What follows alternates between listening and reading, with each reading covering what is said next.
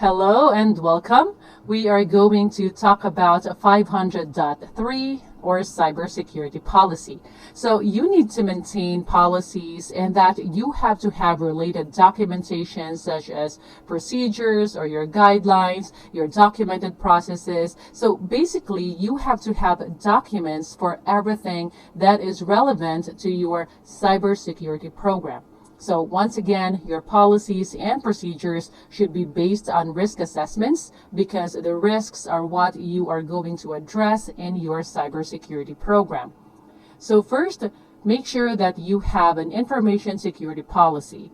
So when you apply for an organization, most likely they will have an information security policy, unless, of course, the organization is really starting from scratch. And in that case, there are websites that you can use where you can download policy samples and templates, and that you can also edit according to your organization's needs. And then you have to have a policy on data governance, data classification, and data retention.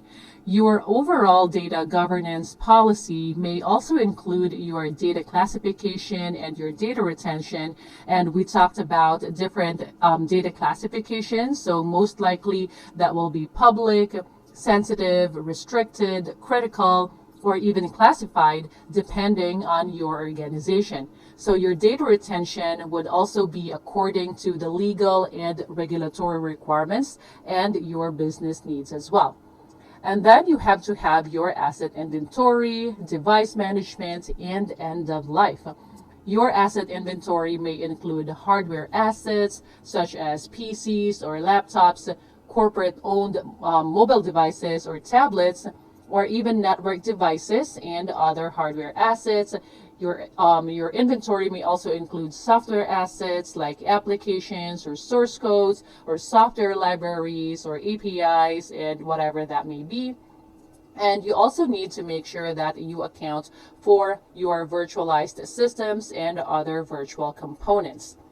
And then you need to have a documented process around your device and system management. So how do you manage these devices from acquisition to retiring or even disposing of these devices? If these devices have data on them, how do you manage those devices to ensure security of those data?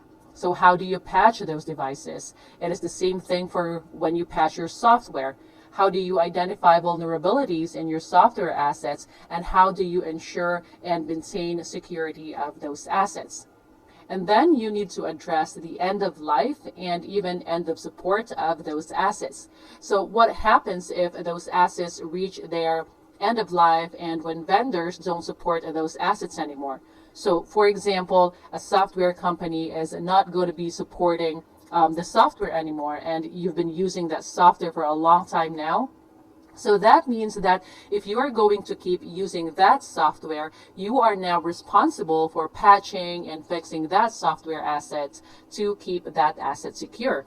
Or you can also isolate that asset from the network so that if there are vulnerabilities, then your other systems and the rest of the network will not be impacted if an attacker will find that vulnerability. Or you can also just replace that product with another one with existing support.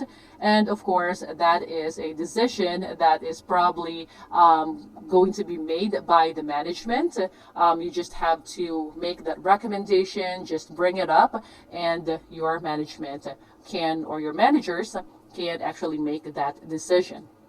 And then we have access controls, including remote access and identity management. So we talked about access controls and how you need to give access to your employees, and that includes your principle of least privileges, but that also includes how your users are actually accessing the network remotely and how you are providing them remote access.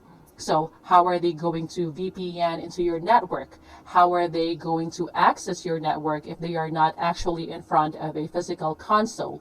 How are they going to access that system or the server? You have to have a policy around that. And then identity management. So there are tools that you can use for a centralized identity management. They can be expensive. Again, you can just make recommendations, but the decisions will be made by the management. Next is you have to have business continuity and disaster recovery planning, or a BCDR document. And this is the document that everyone will follow on how you're going to recover from disasters and how you're going to continue your business operations. So for example, in case of a ransomware attack or data loss due to a hurricane, you need to make sure that your recovery and continuity process are documented. You have to make sure that all relevant stakeholders are trained on that document and that they understand the contents of the document, including their roles and responsibilities in the event of a disaster. And relevant stakeholders may also include the management, so not just your managers, but the senior management in general. And then we have system operations and availability concerns.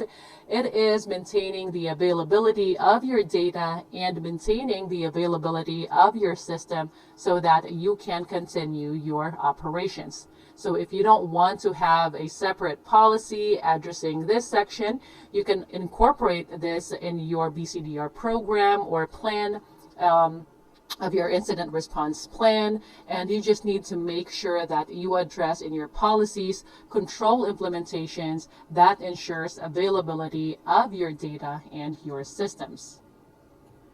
And then we have systems and network security and monitoring.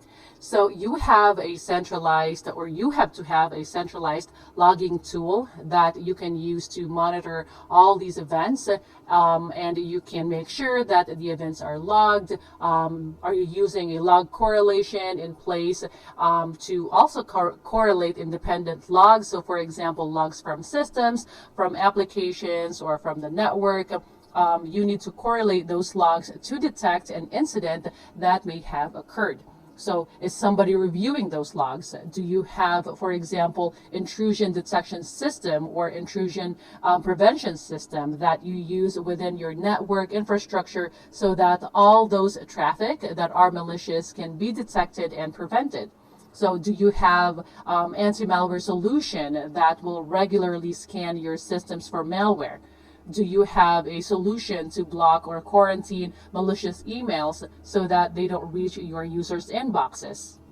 So do you have a control to prevent user from going to malicious websites, or to block the users from downloading malicious attachments? So you just want to make sure that you have a process in place for that, and that there are security controls in place to monitor those kinds of activities.